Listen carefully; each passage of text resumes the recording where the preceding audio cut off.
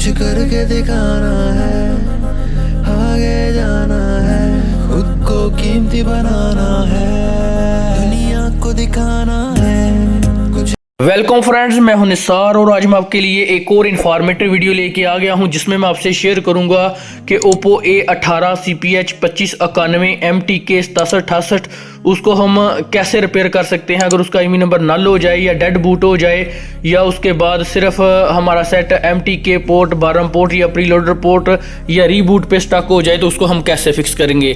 तो चलिए guys video शुरू करते हैं। शुरू करने से पहले अगर आपने मेरे चैनल को सब्सक्राइब नहीं किया तो सब्सक्राइब करें और बेल आइकन को प्रेस कर दें। तो ये गाइस काफ़ी ज़्यादा दोस्तों की रिक्वेस्ट होती है कि आपके पास कोई भी सेट आए तो हमें वो मेथड भी बताया करें, क्योंकि अब मैं F64 के ऊपर ज़्यादा वीडियो बना रहा था तो भी इंशाल्लाह मेरी लैब जल्द कंप्लीट होने वाली है, तो हम छोटी से छोटी वीडियो भी बनाएंगे और जो बड़ी वीडियोस होंगी वो भी बनाएंगे ताकि हम अपने तमाम यूज़र को साथ लेके चलें। और जो USB के साथ हमारा काम होता है तो वो मेथड भी आपके साथ शेयर किया करूँगा ताकि आपको पता चल जाए। तो आप पता नहीं उसको डेड करते हैं, ये एक बंदा मेरे साथ कॉन्टेक्ट कर रहा था तो वो इसको ईजी जी टैग से डाउनग्रेड प्रीलोडर करके कर रहा था, तो काफ़ी ज़्यादा मसले में पड़ा हुआ था, डेड हो गया था तो सेट ऑन नहीं था हो रहा। तो ये भी मसला मैंने हल करवाया और मैंने अभी इसका सोल्यूशन निकाला है विदाउट USB के, जो हमारे ISP के बगैर हम इसको कर सकते हैं, USB के थ्रू हम करेंगे। तो काफ़ी ज़्यादा दोस्तों कर लेते हैं, लेकिन बीच बीच में ना कोई बंदा मुझे SMS कर रहा होता है कि हमें प्रीलोडर दें, कुछ कह रहा होता है कि यार इसकी फ्लैश फाइल कहाँ से मिलेगी, तो ये प्रीलोडर उनको नहीं पता होता कि फ्लैश फाइल में ही होता है। तो ये सारा मेथड मैं आपसे शेयर करूँगा, बिल्कुल 2 मिनट की वीडियो होगी, तो आपने वीडियो मुकम्मल देखनी है और ये शेयर भी करनी है ताकि हमारे तमाम दोस्तों को पता चल जाए। अगर आपका IMEI नंबर नल हो गया है, लेटेस्ट स्कूटी में है सेट, तो हम एंड्राइड 13, 14, 15 एंड्राइड में भी ये सपोर्टेड है, लेटेस्ट एंड्राइड में भी सपोर्टेड है। तो बंदे इसको डाउनग्रेड कर रहे होते हैं एंड्राइड 14 में और फिर करते हैं। तो मैं जो आपके साथ सोल्यूशन लेके आया हूँ आपके पास, तो उसमें आप एंड्राइड 14 हो, 15 हो, कोई भी हो तो आप उसको कर सकते हैं, सेट डेड भी नहीं होगा। और अगर किसी दोस्त से डेड हो गया तो वो इसको ईजिली रिकवर भी कर सकेंगे, तो वो मैं उनको मेथड बता दूंगा जिनका रीस्टार्ट होता रहता है या कोई भी प्रॉब्लम करता है। तो गाइस सबसे पहले ये सेट मेरे पास आया तो मैंने इसको बूट करने की कोशिश की, यहाँ से ओप्पो के ऊपर मॉडल सेलेक्ट किया अनलॉक टूल में, तो पेंडोरा में भी किया, सब टूलों में किया, लेकिन ये सेट हमारा बूट नहीं हुआ। तो फिर मैंने इसका टेस्ट पिन आउट फाइंड किया और टेस्ट पिन आउट जो है वो मैंने निकाला। तो देखिए यहाँ पे टेस्ट पिन निकालें तो यहाँ पे देखें ना ओप्पो का लिखे गए हम सेट, तो ये देखें ओप्पो, यहाँ पे हमारा जो टेस्ट पिन आउट है ना तो वो होगा, तो हम वो टेस्ट पिन यहाँ पे लगा के तो इसको हम बूट करवा सकते हैं और फिर हम अपना काम कर सकते हैं गाइज। तो आपको डेड करने की भी ज़रूरत नहीं है, डाउनग्रेड करने की ज़रूरत नहीं है, आप कुछ भी ना इसको किया करें। तो ये सेट हमारा एंड्राइड 15 में भी सपोर्टेड है और ये सेट हमारा उसमें एंड्राइड 14 में भी सपोर्टेड है। तो ये देखें, ये इसका टेस्ट पिन आउट है, ये मैं जूम आउट करता हूँ, ये देखें, आपको कोई शील्ड नहीं काटनी, सिर्फ ऊपर से इसका गोल्डन पेपर हटाना है, यहाँ से छोटा सा जंपर लगाना है, तो ये करना है। तो कुछ दोस्तों हमारे YouTube पे सर्च करते हैं, काफ़ी जगह पे सर्च करते हैं, तो वो उनको ये तो पता होता है कि अटैच पॉइंट लगाना है, लेकिन आगे उनसे कनेक्ट नहीं होता, और जिनका कनेक्ट होता है वो डेड कर देते हैं और परेशान हो जाते हैं। तो गाइस सबसे पहले आपने ये करना होता है कि ये टेस्ट पिन आउट्स तो मैंने आपको बता दिया, तो आप अनलॉक टूल में जब तक इसका प्रीलोडर सेलेक्ट नहीं करेंगे, ये जो मॉडल वाइज इन्होंने दिया हुआ है ना, यहाँ पे मॉडल सेलेक्ट करने के ऑप्शन आते हैं, तो गाइस असल में ये मॉडल का प्रीलोडर ही होता है और उस प्रीलोडर के ऊपर उन्होंने एक नाम लिखा होता है। तो हर प्रीलोडर बारम पोर्ट तब बूट करती है जब उसका प्रीलोडर टूल में मौजूद हो, तो किसी टूल में बारम का प्रीलोडर मौजूद होता है और किसी में नहीं मौजूद होता। तो मैंने DFT में इसको बूट करने की कोशिश की, लेकिन मेरा सेट बूट नहीं हुआ, आगे से प्रीलोडर मांगता है। तो और फिर मैंने विदाउट फ्लैश फाइल की सेट को किया है, एंड्राइड 15 पे मैंने इस सेट को किया है, तो वो लाइव प्रूफ भी आपको देता हूँ और दिखाता हूँ मैं। तो आपने सिंपल, अगर आपने इसको किया है बूटेड अनलॉक पहले आपने करना है, उसके बाद ये सेट बार बार रीबूट होगा, रिकवरी पे आएगा, तो आपने उसको रीसेट कर देना है। उसके बाद आपने सिंपल DFT से इसका IMEI नंबर पेयर कर देना है। कोई भी दोस्त कहते हैं कि DFT से नहीं होता, तो ये DFT से इजीली हो जाता है, एंड्राइड 15 में ही हो जाएगा, 14 में भी हो जाएगा।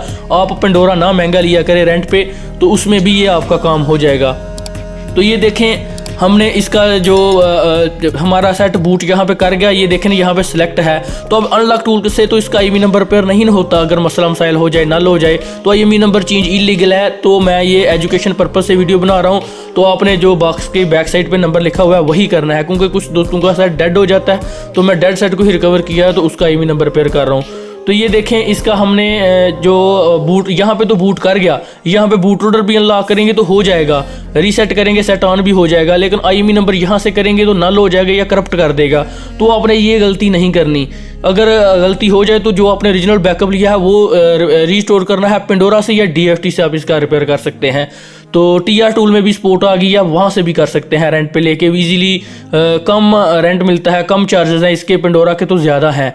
तो ये देखें मैंने यहाँ पे बूट किया, बूट लोडर अनलॉक किया, तो उसके बाद देखें मैंने इसको DFT में कनेक्ट करने की कोशिश की, लेकिन यहाँ पे ये देखिए प्री लोडर मांग रहा है, बूट नहीं करता। आपने ऑटो पे रख के करना होता है सेट को, ठीक है। अगर जिसका मॉडल हो जाए ठीक है, जिसका ना हो आपने ऑटो पे करना है। तो ये देखिए मेरा प्री लोडर मांग रहा है। तो अब मैंने विदाउट फ्लैश फाइल के इसको कैसे किया है, आप इसकी कोई भी फ्लैश फाइल डाउनलोड कर लें, उसमें भी गाइज प्री लोडर होता है, आपको कहीं वेबसाइट से परचेज करने की जरूरत नहीं है।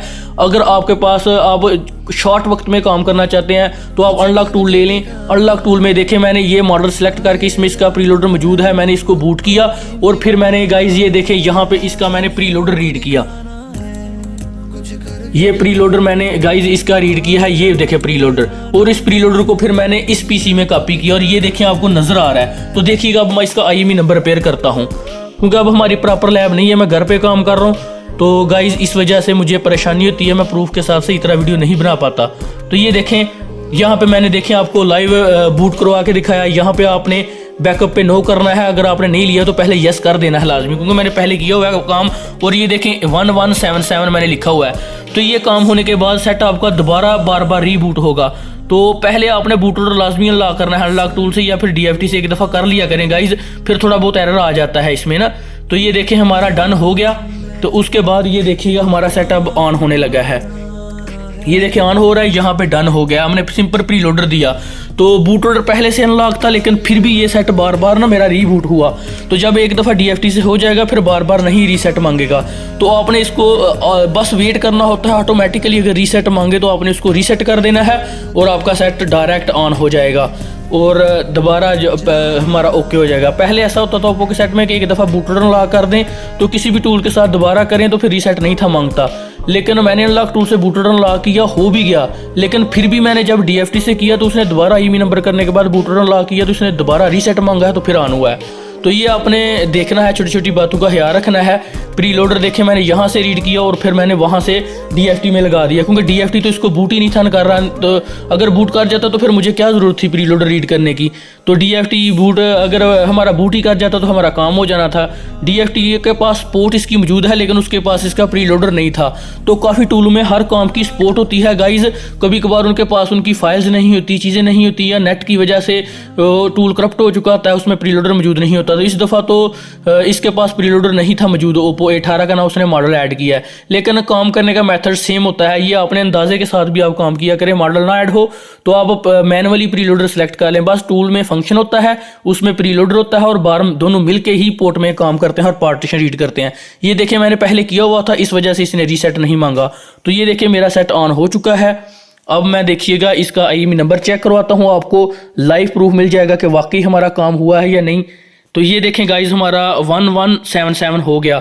तो IMEI चेंज इलीगल है, आपने इसका ओरिजिनल IMEI नंबर ही रिपेयर करना है। अब मैं आप इसको प्रूफ के साथ दिखाता हूँ कि एंड्रॉयड 15 में आपने देखा होगा बंदे इतनी मेहनत करते हैं, एंड्रॉयड 14 में लेके आते हैं, किसी से तो डेड हो जाता है, फिर वो इजी Gtech वाले के पास चले जाते हैं। तो गाइज आप टेस्ट पॉइंट से काम करें ना, ISP तो ना करें ना। अगर तो हमारा सेट बॉटम पोर्ट में भी बूट ना करे, आपने काफ़ी ज़्यादा फॉर्मेट करके इसकी MMC करप्ट कर दी है, तो फिर हमें वो ज़रूरत पड़ती है।